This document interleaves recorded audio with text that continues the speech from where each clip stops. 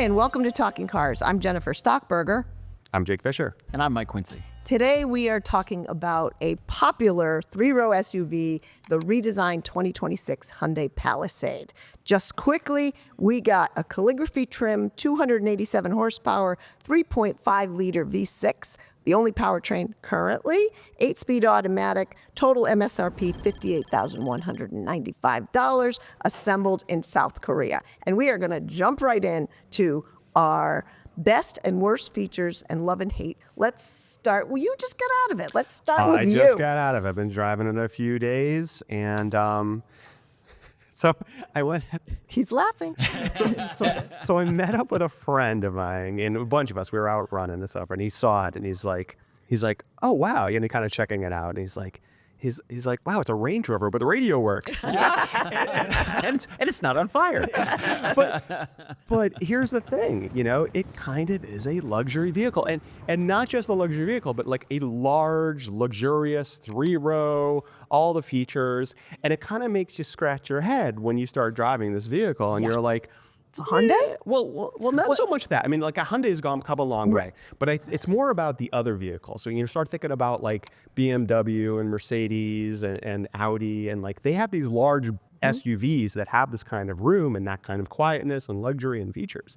They cost a lot. Yeah. I mean, they're like, six figures, these vehicles. And you have a really hard time saying, why is that extra cost required? Because this is absolutely luxurious. I mean, I think the thing that really gets me is just the quietness and the ride, and just it does all that without being like kind of like floaty and totally disconnected. Right. So overall, it's a very positive experience. Question: did your friend who noticed the Palisade, were they reacting to the exterior, like the styling? Did they see it? Like Yeah. they thought just how it looked. It looks good. It looked upscale, and they couldn't tell that it was a Hyundai. Yeah, and you're actually totally right. I mean, this was before they didn't have the experience of driving it, which is just silence. You look at these 21-inch wheels, and I'm like, oh, it's gonna ride bad. Doesn't. It rides smooth, and it's very low road noise and all that stuff. But yeah, that's exactly right. I mean, I think it's a handsome SUV, but it doesn't come. The exterior to me does not. It's not like this memorable thing where you turn around and you look at it as you walk away. Or something. Not that it's ugly or anything, but I didn't think that the exterior styling would have jazzed your friend. I think the exterior like styling is kind of distinctive. Okay. I mean, again, it's that big box. Yeah. I mean, it's really, so I mean, it kind of stands out and has a presence, and like, whatever it does with the headlights. I mean, every car's got these weird headlights where they're trying to hide them. Really, Right. It used to be like cars had these big kind of like eyes, and now it's like they're kind of squinting or got their eyes closed. How narrow can I make them and have them still work? Exactly. They do. But I think it does look, it's got that little silver flare up at the rear. We have a beautiful color, a blue color of ours, and I think it looks really nice. I think people come to Consumer Reports to find out what they should think about the styling of vehicles, because Yeah. we're known for We're being... still talking about it. Yeah. car people, and we know when a car is what we think is good looking, so we can't be immune to it. But the styling just reminds me of how people reacted to the redesigned Santa Fe. They thought, oh, that looks like a Land Rover Defender. Yeah. So it's like the that's stylists right. at Hyundai are looking at Land Rover like, that's Is what we this an can go accident? for. I think not. I think Yeah, I think that's right. And you, something you liked about the Palisade? Agree with Jake. The ride is fantastic. Yeah. It's very, very smooth, very comfortable, very quiet. Near Lexus-like levels of quiet. I drove it for about 9 hours over the weekend. Oh, you had a lot of seat time. Going way up into the Catskill Mountains, and it is a cocoon of silence. So it is really comforting from that perspective. Yeah. And the interior. The interior has beautiful my fit gosh. and finish. This calligraphy trim is super nice. Again, you kind of bring a friend in, you put them in the interior, and you say to them, "Tell me what car company made this car?" Yeah. And I bet you they wouldn't guess Hyundai. Yeah. If you covered it up, you mean if you masked the don't badges? tell Yeah. them what the badge is, and it also makes you kind of scratch your head, like, what's the point of Genesis? I mean, because right? I mean, but I just want to hold on cocoon. So I wasn't driving in the Catskills or in the Palisades Parkway. We were joking about that earlier, but but I was driving actually in downtown Hartford, and it's noisy there, and there's potholes and stuff, and I'm driving along, and it's just like you're you're in a cocoon. You're feel seeing your stuff. shoulders just relax. You're all relaxed and you're going over these bad roads and like, there's sirens going off and you can sort of hear them, but it's just like you're kind of seeing everything, but you're not. And yeah, you're very isolated. And speaking of relaxing, so our calligraphy trim has massage seats. Yes. And what I noticed during a multi-hour drive is that the seats automatically turn on and give you what they call lumbar adjustment. So like almost every hour or so, the seats kind of like, okay, we're going to move you Change your around pressure a point little for a bit. minute. And I didn't know this until I drove it for hours and hours. Did you on it. like it? I did. Really? Okay. Actually did. For a long trip? Well, yeah. I mean, they have all of these kind of driver reminder systems in a lot of cars. In the old days, Mercedes used to pop up the little coffee cup, and none of us knew what that meant. Right? Yeah, we it was a still have reminder one. to like, you've been driving for a while. Time to interesting. take a break. I mean, my take on a lot of those massaging things, it's like, you think it's like going to do like some kind of like work on your back, and it's kind of like, lumber on, lumber off, lumber up, lumber down. You can kind of customize it to kind of do a rolling kind of thing. Yeah. And It's not the massage chairs at the mall, no, but a lot of the high-end models that you mentioned, whether from Mercedes or BMW, you have to go into the center screen to do all this stuff. And on all of the controls on the calligraphy seats, you just drop your hand down and they're all right there, Easy including the controls. massage feature. Crazy. So it's like, why do I find this car so relaxing? The seats are awesome. It's quiet. It's comfortable, and the controls are super easy. And you just isolated why it's not really up at the level of Mercedes-Benz. Because it's not complicated? Because it's not complicated. Did you have to tell? I said, I'm not going to have to describe to my mother how to get out of the car. It's this lovely, huge Oh, wow. Yeah, exactly. And just to, I'm sorry. I'm thinking. How dare you? How dare you, sir? No, keep Your time is talking. So Disa. you bring up Oh, comparisons to a lot of the high-end European car makers Yes. who have luxury SUVs. One in particular, Mercedes-Benz, has those awful sliders to adjust the volume on the steering wheel. The calligraphy has a metal thumb wheel. Yeah. And you could just, the song comes on Yeah. and you are just rocking it and you pop it right. You don't even have to think how easy it is to turn up the volume for a song that you like. Well, and to throw up another brand, Genesis, it's kind of like, do you want a Genesis or do you want a Hyundai with better controls at a lower price? Interesting. Because, Genesis's controls aren't so hot either, but these are pretty intuitive. Yeah, I think the value, and you guys are touching on it 8 ways from Sunday. You don't even have to start it. And immediately when you get in or walk around it, you're like, oh, this is a $58,000 SUV because it's got beautiful suede-like headliners, things that you talk about, fit and finish. The cowl has this kind of oval wraparound, beautifully done. Features-wise, I think of the three of us who have grown children or large children, no one would be happier in that. Power rear seats, adjustable D-rings in the second row, heated rear seats, everything that you would be like, these guys could just adapt. So we probably should talk about it a little bit because we did get the calligraphy. Right. So the calligraphy is the top trim line, and normally we don't necessarily do that and get the top trim line. Right. But here's what's really interesting about this vehicle is that this is the volume seller when it comes to the Palisades. It has been in the last generation. Yep. The plans are, again, it's that. And like when we went to buy this, I mean, we looked through, like we're looking at inventories. Yep. This is what they're building.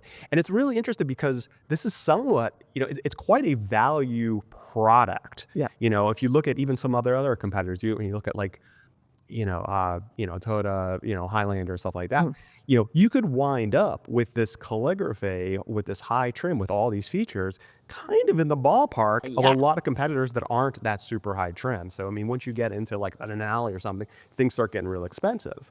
But here is a lot of value. And again, mid-50s, and it's a luxury vehicle. It is a luxury, really is. and it feels that way. And just for clarification, when we go to choose what trim line for the cars that we test, we ask the manufacturers, what do you think is going to be like the most we talk to the popular one? manufacturers. We look at inventories of cars, and we just want to get something that's representative.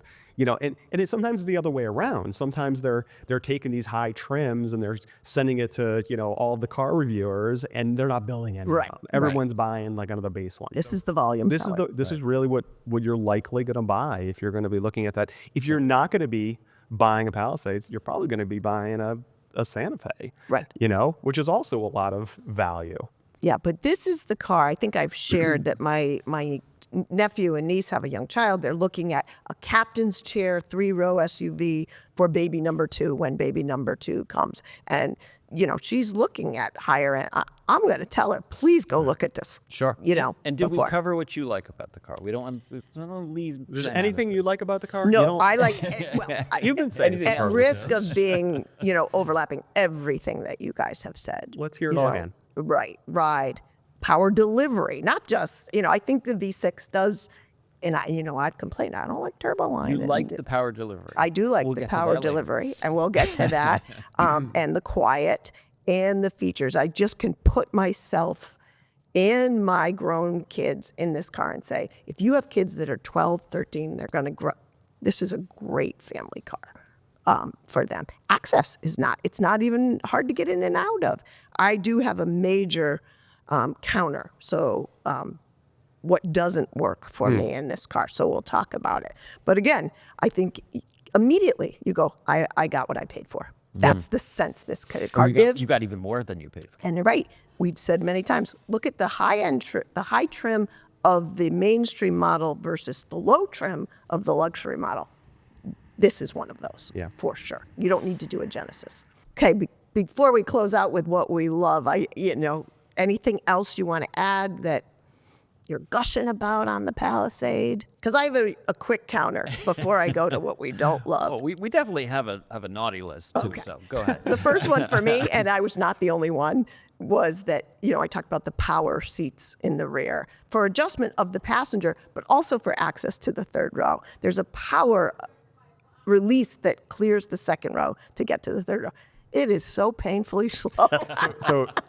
So I could have crawled over the seat and gotten back there myself. So Keith in the video, he kind of put the timer on it, and and it takes a long time. And again, I could just imagine being there in the rain while you're waiting for this thing to do its thing. And there's not a nice mechanical, I'm just going to flip this out of the way and crawl back there. Agreed. Painfully so. So other pain points in the let's cut to Palisade. the chase. I would never get this car. You would? I mean, I'm absolutely not.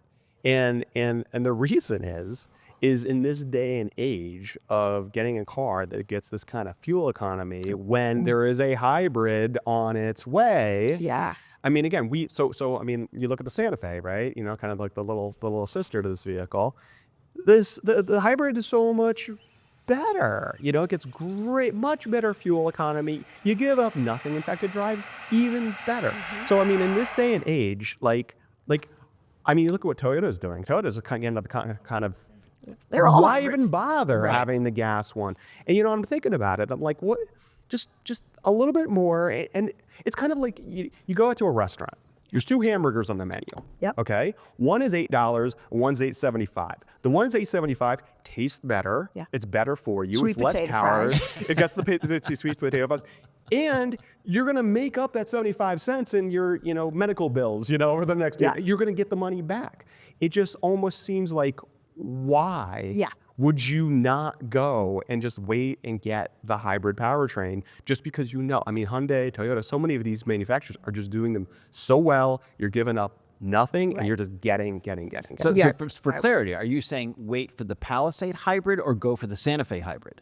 No, I'm saying wait. Don't get this Palisade. Don't get a gasoline-only engine in 2025. I gotta look at my watch to see what. But my year hand's not working. And I think that's worth it.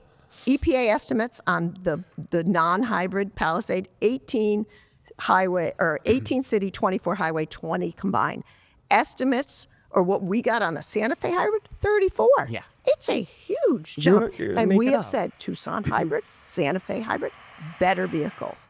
I found it interesting. I'm watching opening week football games, and there's Hyundai Palisade commercials. It's not for this car. It's for the hybrid. Right. It's not on sale quite yet. Wow. Very soon. But they're They Sure. got everything in. You know, Yeah. I'm watching Chiefs Chargers, and it's Palisade hybrid, not Palisade. So I found that very interesting. Corporate Hyundai is like, we just need to get a big 3-row SUV out there. The hybrid isn't ready. It's just whatever. Yeah. So, Yeah. I agree with you. I would wait. Yeah, I would Destined not, to be I a would better not buy car. this vehicle either. Not just because of the powertrain issue, but because I have no need in my life for a 3-row SUV. Sure. My kids aren't small. And so hauling a bunch of adults around, I'm almost never utilizing a 3-row vehicle that we might have in our test fleet. Were your Never. kids on your road trip? Oh, sorry. No. Oh, okay. Just curious. I had a blissfully silent solo 9-hour day, and I never get any alone. It was fantastic. I loved it.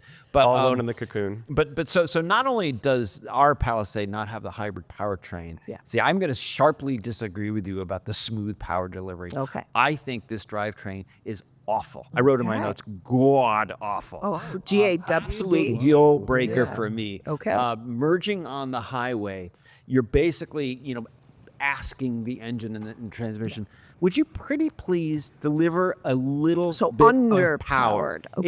It isn't responsive.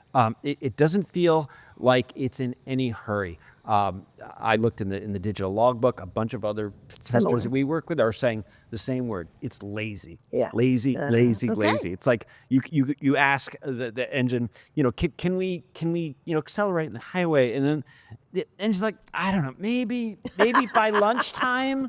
I'm not sure. I'm a little busy right now. I found this powertrain awful, Lazy. just terrible. So to wrap that around, hybrid may remedy some of that. Absolutely. Yeah. Which Based goes on back to how what you- they've been doing what it. you're saying. Just hold out for the hybrid and don't bother with me. I agree with you. 20 miles per gallon. When you can get a decent sized vehicle, a hybrid, it gets much better fuel economy. Again, deal breaker for me, 100%. And the other side of it too is the M word, minivan. Yeah. You really want to bring a bunch of people and stuff? There are minivans, Yes. and they're We've roomier been here before, and yeah. fuel efficient and all cars, this the stuff. Carnival hybrid, the Toyota Sienna, they're all hybrids. Right, And much better fuel economy. Much Again, more road tripper that I practical. am. The like 600-mile cruising range of the Toyota Sienna. Yeah, it's amazing. That's the Yeah. way to go. Yeah. I have a deal breaker too, and it's very different in that it's driving position. So maybe it's my wee little legs. I'm trying to get very close to the pedals. St. Patrick's Day version of talking It's cars. my wee little legs. So when I pull up to my wee little legs, and I'm a person who very much likes upright bus driver type of driving position. Yeah. I found myself having to get closer than I wanted to the wheel, even though everything adjusts. And even then, I don't know if you probably haven't experienced this, but I felt like the only engagement I had on the accelerator and the brake was like my big toe.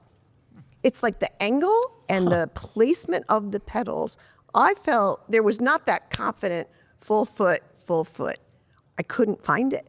I went searching, I think back to Suburbans and Tahoes and Silverados for an adjustable pedal that could have helped me out. Interesting. Yeah. And there wasn't one.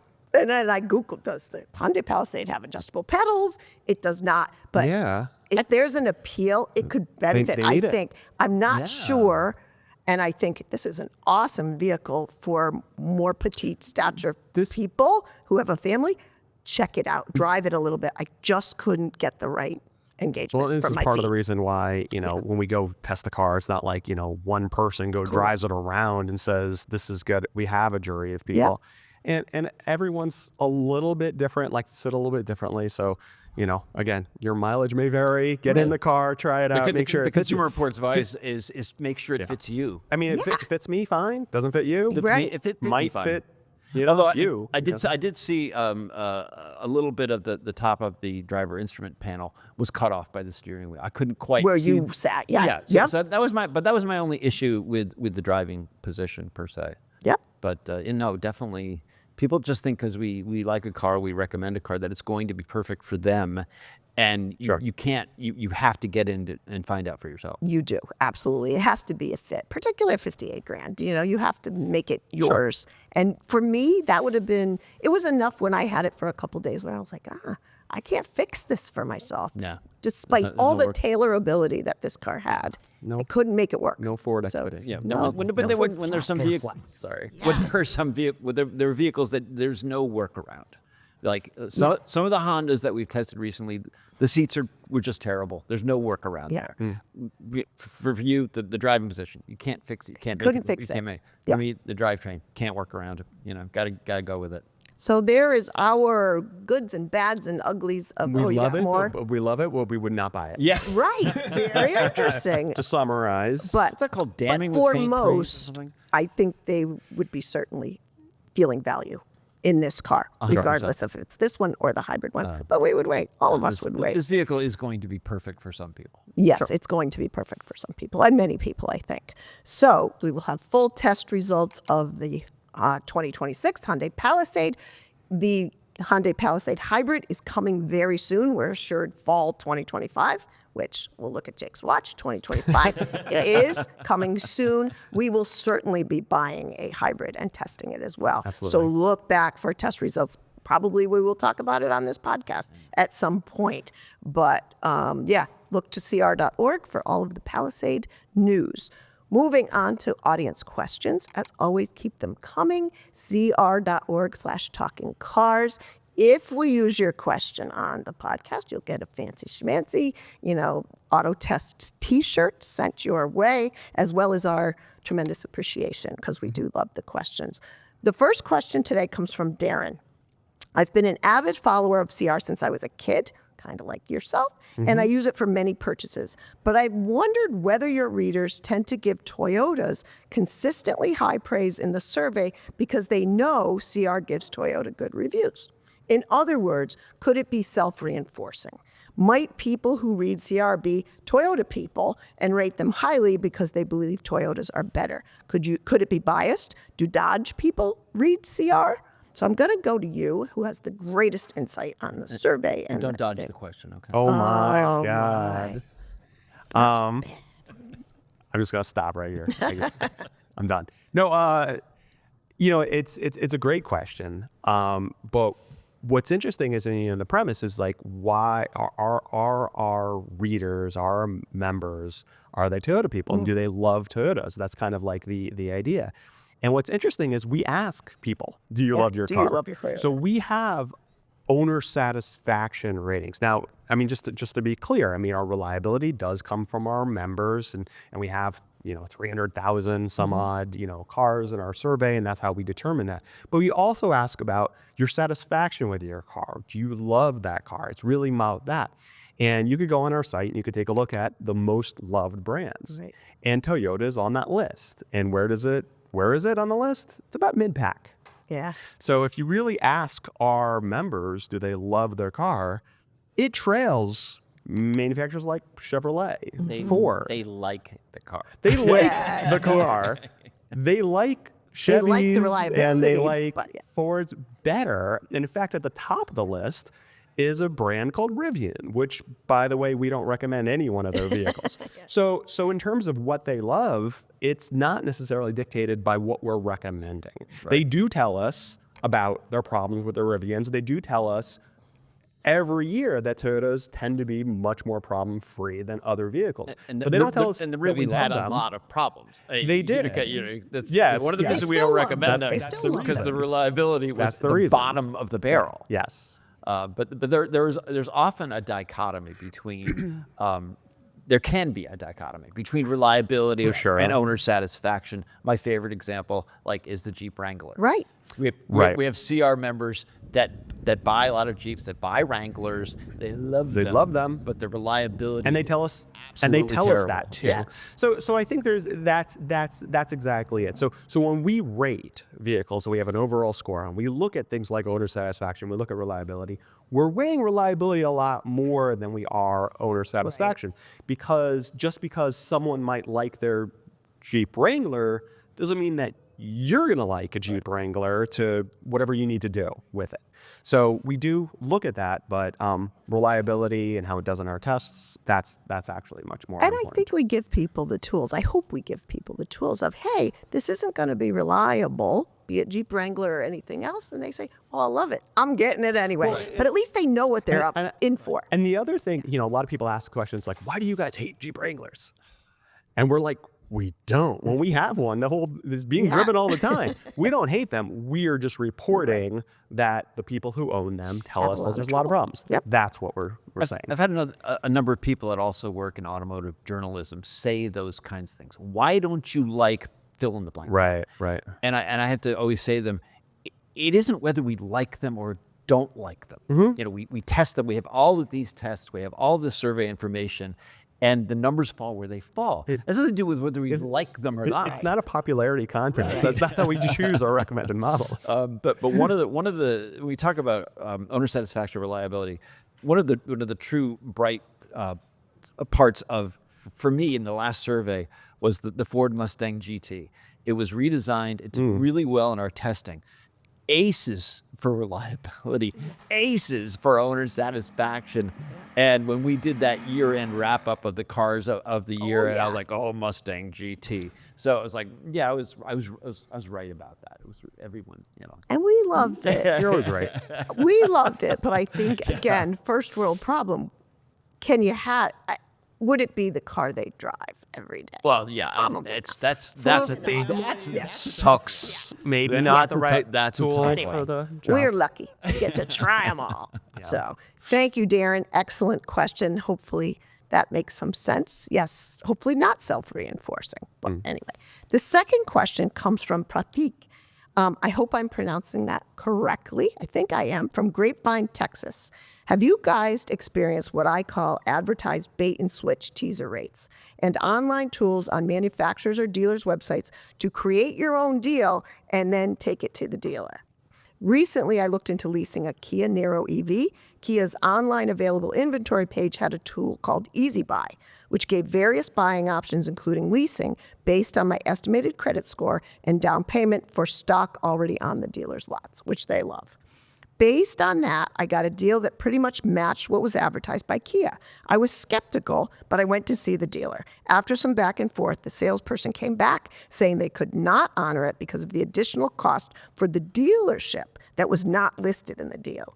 To me, that just seemed like the dealer was holding out for someone desperate enough to pay more. Do you have any recommendations on how to navigate a situation like this? So when it comes to car buying, we often defer to our expert, Keith Berry, who writes a lot of our car buying content.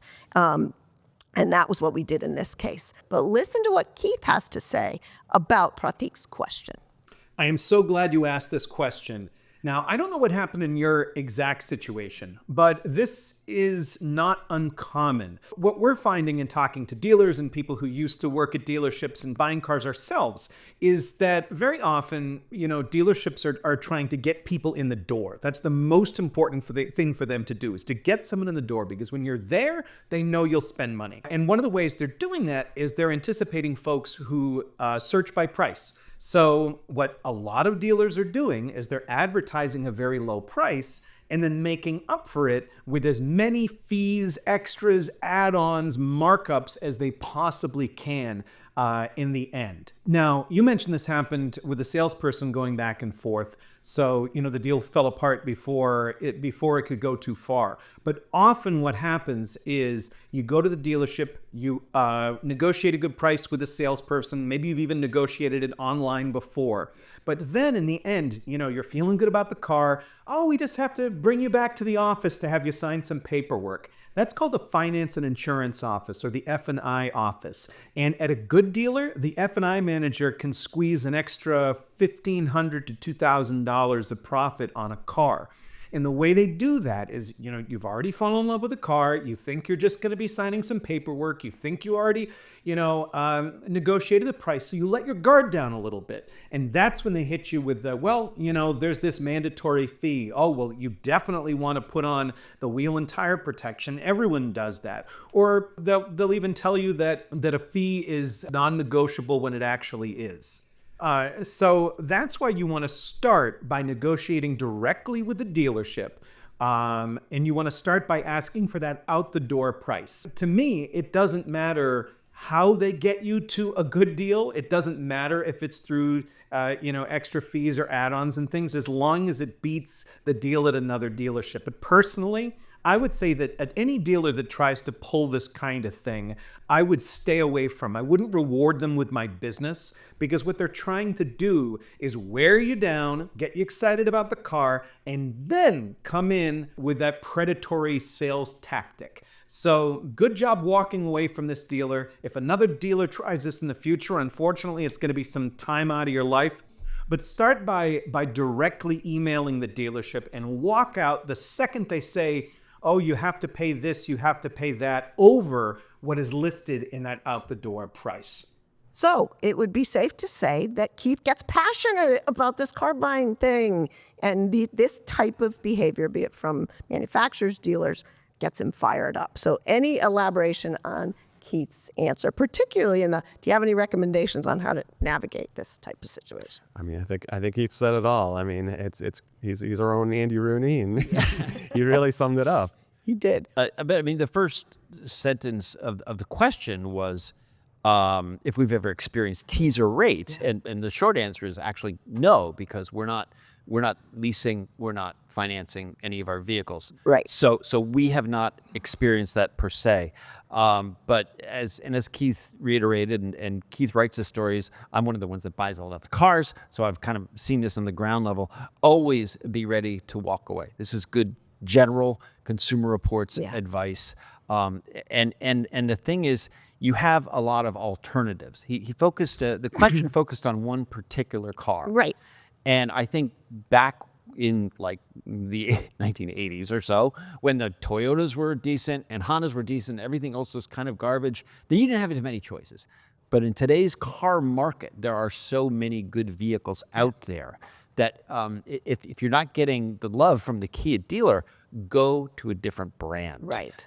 Which is something that Keith mentioned. And maybe, we could give some advice on other ones to check out. I mean, check out the Hyundai Kona EV, the Honda Civic Hybrid, or the Toyota Prius, Right. if you're thinking about that. And again, to help you to buy the right car, the question might be, how many miles do you drive? So if you're thinking about an EV, maybe you might consider a plug-in hybrid to get a certain amount of all electric miles. So the answer is likely consider a different car. But and I'm sorry. And one other thing that I had is Keith said something about they give you these rates to get you into the dealer. You're saying what I was just So after you buy a car, you might also be enticed with free lifetime oil changes, free winter tire changeover. That gets you back into the dealer, which gives them an opportunity to sell you something new, or trade in that one for a new one and stuff like that. So that's the same kind of thing. Keep the foot traffic going into the dealerships. No better service model than the car that's already up on the lift. Hey, we noticed you need this and this and this.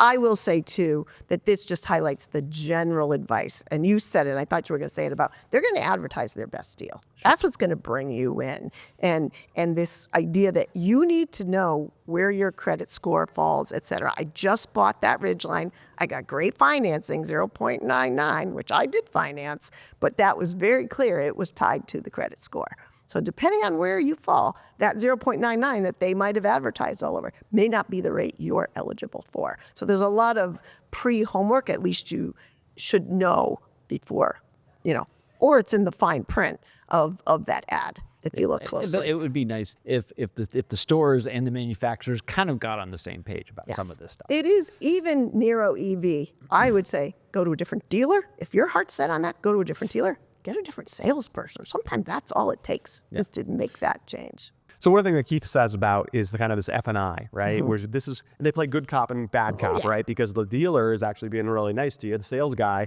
and then he's like, go in there, and then they're like, yeah, you need this package and that package and all these things. Here's my advice. Go to consumerreports.org, and we have volumes of information that tells you what you should get on the car and what you should not. A lot of the stuff is just extra money for the dealership. Some of the stuff is legitimate. It's hard to figure that out. Check it out on consumerreports.org. You'd find Or out. non-negotiable anyway. Exactly some right. Of it, yeah. But yeah, great question. Why car buying still has to be such a pain point, I don't know, but it is. That's the billion-dollar It is. question. It is. So that will do it for this episode. As always, thank you for watching. Thank you for listening. Send your questions, cr.org/talkingcars. Thank you, and we'll see you next time.